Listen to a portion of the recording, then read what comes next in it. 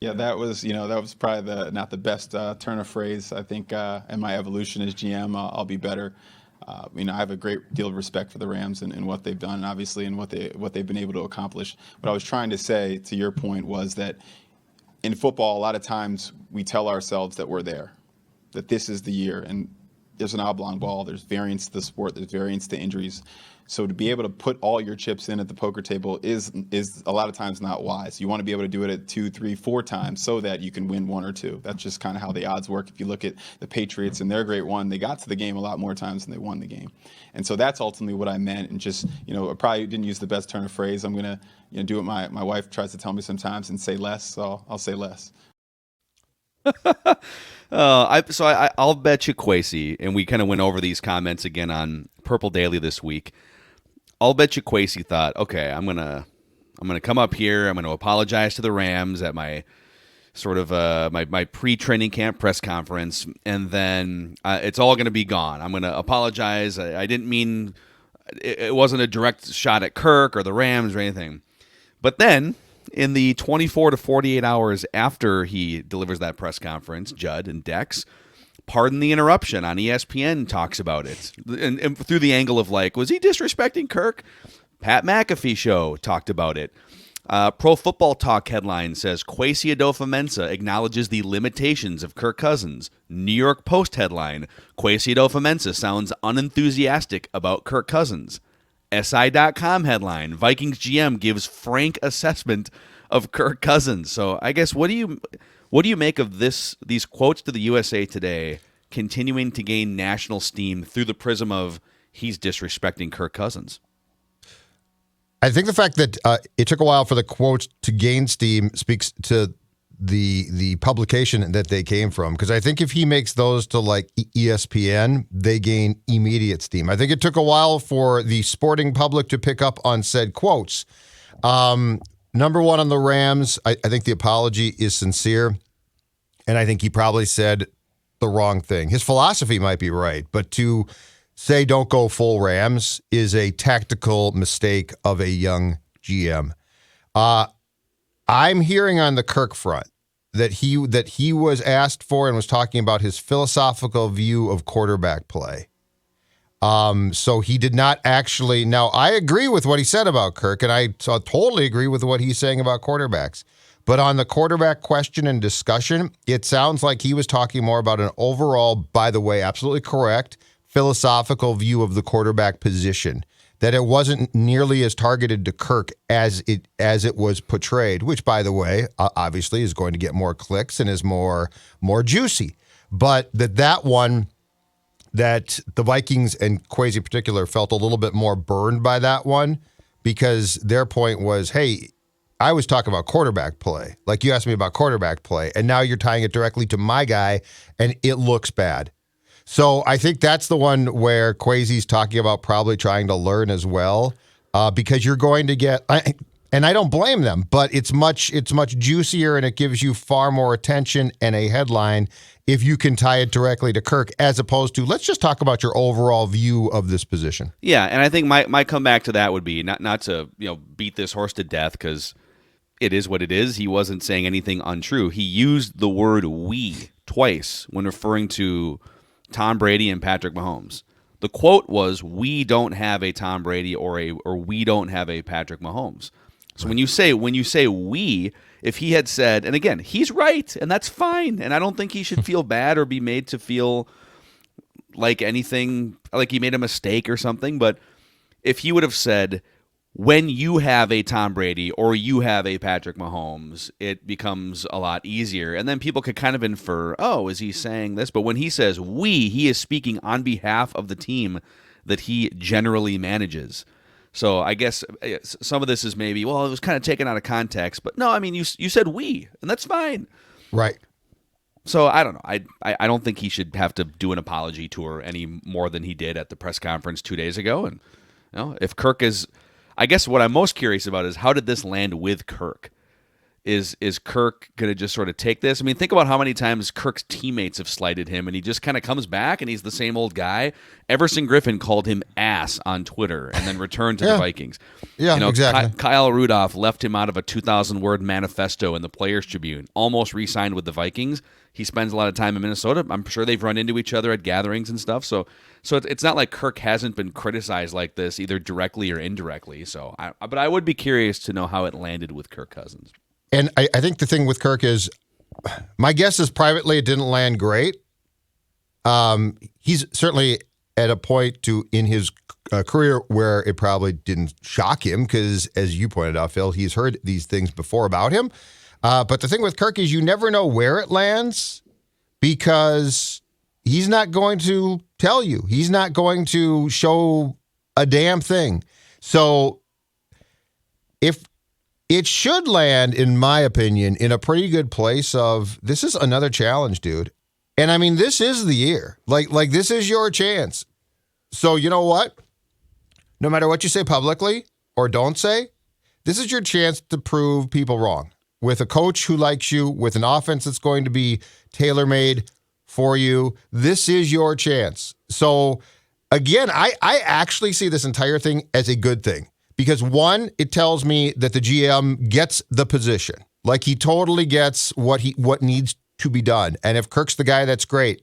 If he's not, and odds are probably pretty good he's not, Kwesi has a fundamental understanding of how to pursue the position, which I really by the end had doubts about Rick. And the other thing is, if Kirk can't handle this, like if this makes him mad or bristle or go into the fetal position, then you know what? It's all for naught, right? Like this is the challenge. I don't think it does. I don't think it bugs him. And this goes back to what I think it was in part 2 of the Captain documentary, which is outstanding, on Jeter, where Jeter says, "I remember every slight. I remember what the person was wearing when they slighted me." I mean, that's what you want from an athlete. You want someone who says, "Screw you. I am going to show you." I'm not mad, I'm vindictive. And I'm vindictive enough that I'm going to come back and prove you wrong. And that's what I want from an athlete and a quarterback. I don't want, I'm upset about that. You've just hit on one of the most, I'm going to use a word here that might be a little out of my depth, but it's one of the most paradoxical things about Kirk Cousins. Mm-hmm. And that if you described him just on paper and you said, all right, this is a guy who wasn't recruited at all out of high school. This is a guy that wasn't even really, I don't think he was a starter. He wasn't like a 4-year starter in high school or anything like that. He had to perform well his senior year just to get looks from big-time Division I schools. And then I think after the season, Michigan State came calling and said, hey, we got a little spot for you here. You're certainly not going to come in and start right away. And then he starts off 6th or 7th on their depth chart, has to watch film, grind his way, show that he can lead the team eventually by his junior or senior year, and then out of Michigan State. All right, okay, you're an NFL prospect. You're certainly not a 1st-round pick or a 2nd-round pick. You'll be a 4th-round pick, and you're going to be kind of insurance for RG3, right? You'll just be kind of sitting back here and helping him, and then eventually he gets a look after 3 or 4 years. So this guy who's just been told at every single stop, you're not a Power 5 quarterback, you're not a top draft pick, you're going to sit behind RG3, you're going to sit for 2 or 3 years. And then when you do get a starting job, you're not quite good enough for the big contracts. So we're going to go year to year on you because we don't fully believe in you as an athlete or as a leader. Like literally every step of the way, up until age 34. I should say up until probably age 30, because then he got all this guaranteed money. Right. He has been told, not quite good enough. We don't really fully believe in you. Every reason in the world to have that Tom Brady level sort of chip and attitude. But then when you actually consume Kirk Cousins in press conference settings and leadership settings, he's not that at all, right? He's kind of the opposite of Tom Brady. He's a little bit more of a kind of fit in with the crowd and kind of a little bit of a nerdy introvert type of a personality. So you'd think, boy, the guy who I just described being sort of told by the new general manager that he's not on that level would really be chapped and take that personally and want to do something about it. And I don't know that it lands that way with him, even though it probably should. That's one of the more interesting things about Kirk's personality. By the way, the definition of paradoxical is seemingly absurd or self-contradictory. So Self-contradictory. There we go. Yeah, I'm pretty sure you nailed it there. I think back to the Kwesi thing is just I just want my GM to be confident with what he's saying. So like even if he's wrong to a degree, or even if he's speaking out of context, like I don't want him to be continually walking things back. Now, is he a young guy? Is he learning on the job? And is he now at the forefront, as we talked about yesterday, of the decision-making of an NFL team and not working behind the scenes, not working for someone else, but he is at the forefront of it? And are you going to make some mistakes and say some things like, oh, man, I probably shouldn't have gotten on the podium and said that? Yes.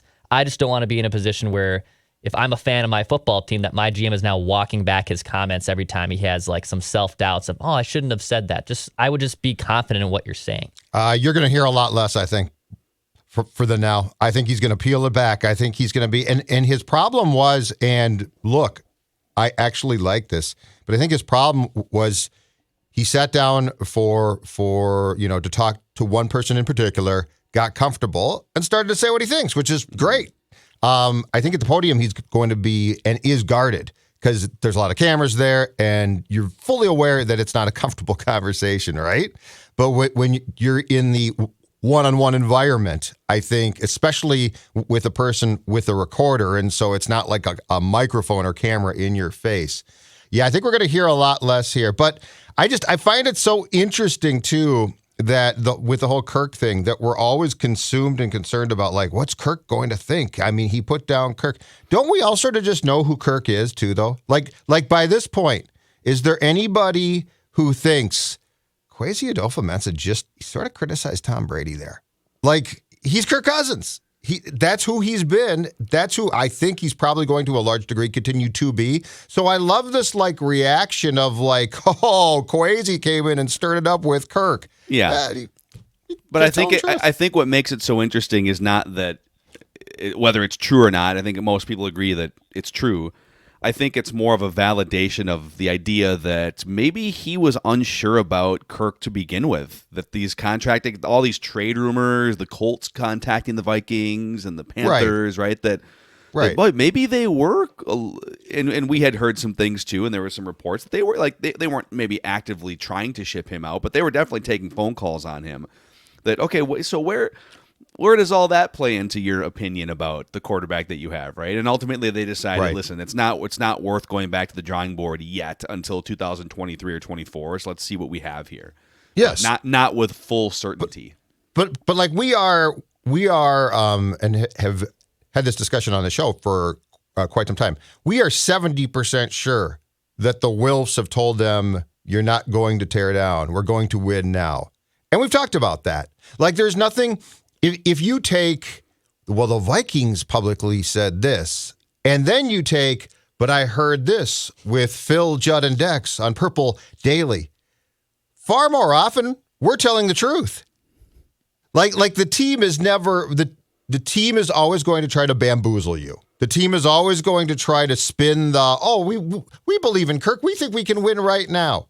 When we basically know from the play-by-play of how this entire thing went down that Ryan Poles was the first choice for the GM job, that Poles wanted I think too much in his contract, and B, I think probably had some real doubts about the current roster and quarterback and thought, let's start over now.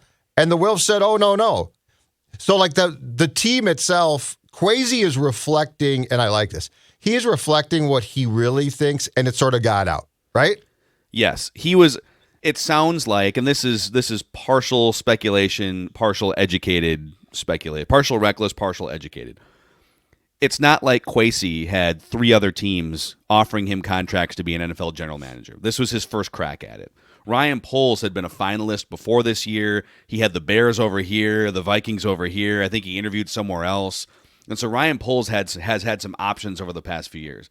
Kwesi was getting his first taste of, teams are interested in me being a general manager. And so if you're Poles and you're kind of like Bears or Vikings, I can be picky about the salary. I can be picky about the direction. This team is okay with me taking a few years to rebuild and give me some time. Kwesi didn't have a chance to be picky, right? So if the Wilfs decided, hey, listen, man, we'll hire you, but you're not stripping it down. What's he going to say? Sorry, I'm going to go back to being the 3rd guy or 4th guy in Cleveland's front office. So speaking of, by the way, you mentioned us being sort of the purveyors of Vikings honesty and truth on Purple Daily and Mackey and Judd. Doesn't mean we're always right, but we always value the audience and truth, and we're going to be honest even if it pisses some people off. This is a recap from SI.com, similar recap in Bring Me the News too. A portion of Paul Allen's radio show earlier this week, voice of the Vikings and talk show host on KFXN.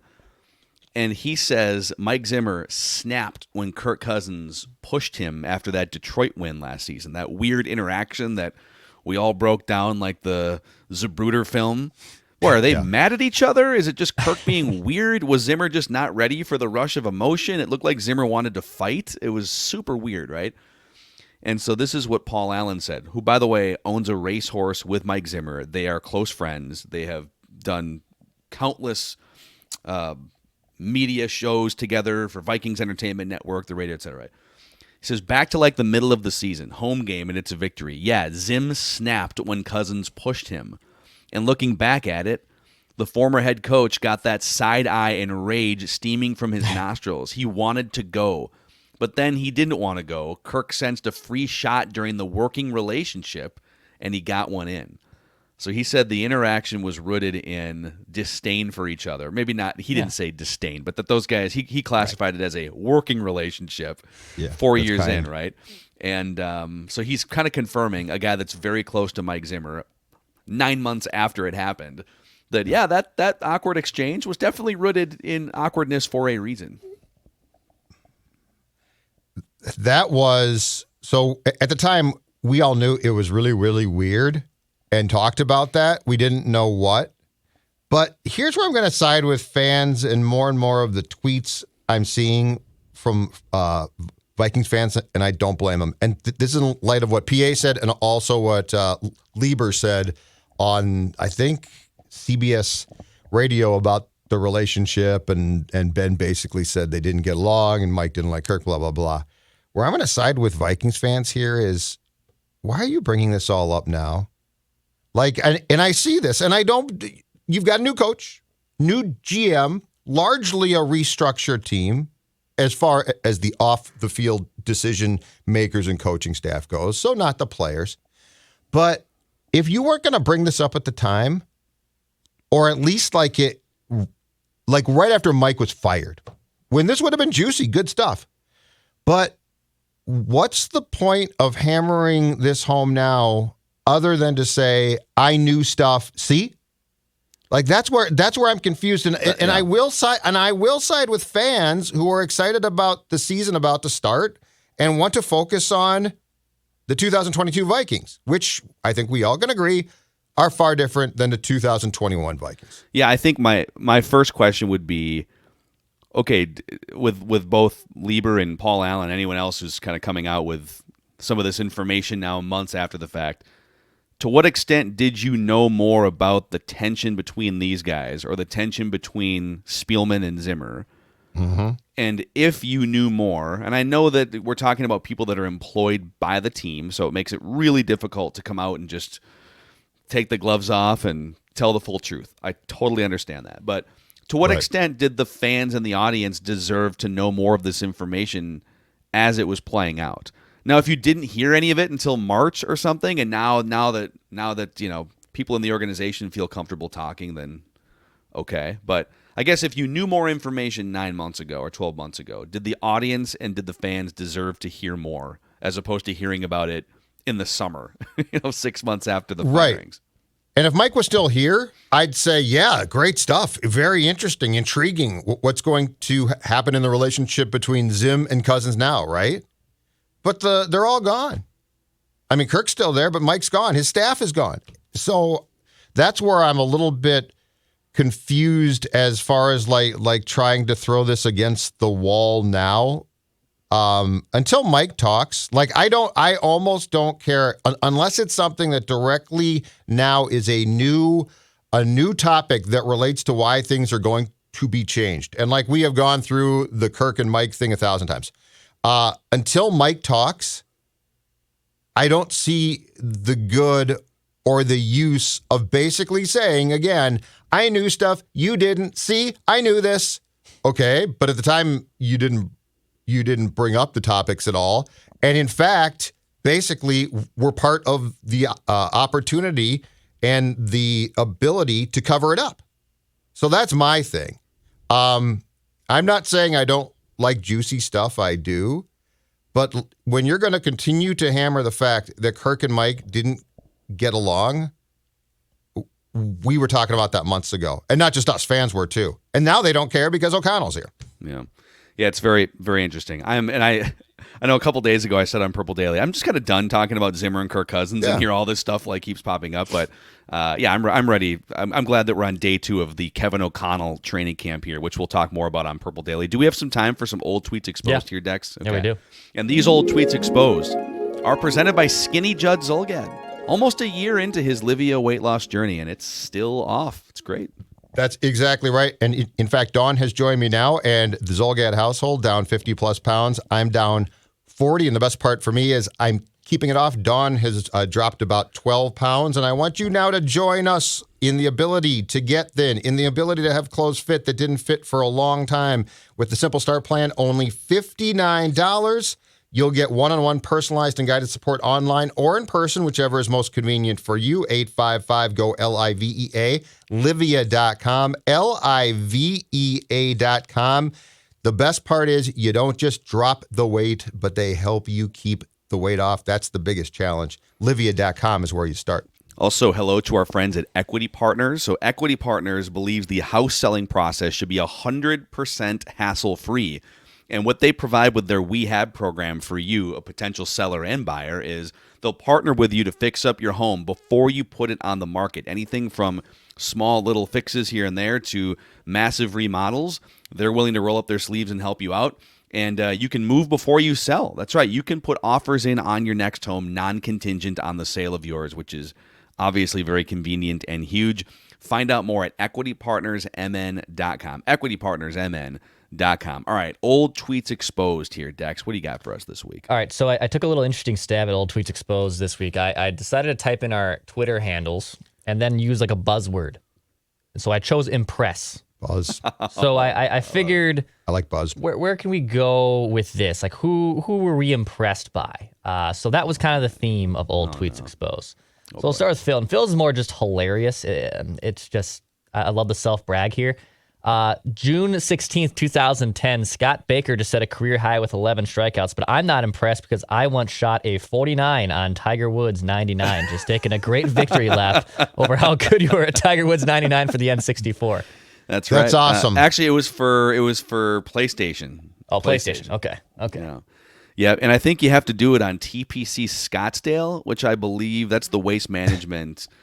And I think it's a par 70, so it's a little easier. It's just a sure. But you can have spin control on your drivers, so you can hit a driver 330 yards and then just sort of stop it on a dime on a par 4. So it's fantastic. Yeah. Wow. So nice job, Scott Baker, but not as good as Phil Mackey on Tiger I love Woods the brag. 99. Putting the spin on the 2010 Phil too. Yeah. Just a cocky youngster. SOB, the punk. Yeah. Just Truly the in, punk. Yeah. The punk. Oh, all right, Declan, I'll self-report here. October 28th, 2013, Granlund continues to impress. Oh, yeah. And we're still waiting on Coyle to come back. This youth movement by the Wild is insane. I am just insane. Unbelievable. The youth movement, it's coming. Absolutely insane. It shouldn't even be legal. No, insane. I'm How just many so cups? impressed. How many cups are on the Hey, we were horizon? heading towards our first playoff series victory in like 10 years later that season. Phil and I were jacked about it too. So I wouldn't full be, disclosure, all three of us were in. That was a 19-year-old Declan was probably sipping on some Southern Comfort or some Windsor alcohol at St. Cloud State and was feeling some wild movement. boy. Okay, feeling some wild movement. All right, last one from Judd. So Judd technically doesn't have the word impressed by here, but I saw a string of tweets about this player, and I figured I'd point this one out since it's Mr. Mankato time. December 6, 2015. That's a big lead play by Antoine Exum. Yeah. To make that play, and that's why I saw Mr. Mankato potential in him. There are some very Judd was very high on Antoine Exum in 2015 camp. Antoine Exum. I'm sure I was. Yeah. And now on he's something. pushing his propaganda. This is a professional journalist reporter here pushing these updates for his Mr. Mankato pick, which I think is hilarious. 4 months after the fact. To try to, you know what? You never give up, Declan. Oh, God. Never give up the hope. I got to say, I think using the word insane to describe the Wild's crop of largely failed young players is going to be the win here this week. So there you Chuck go. Fletcher. That's Mackie and Judd. You got old tweets exposed. It's been a reckless speculation Thursday here as well. So thanks for hanging out with us. And again, daily Vikings training camp deep dives on Purple Daily with some new shows starting next week too, as we bring Realistic Randy back in the mix.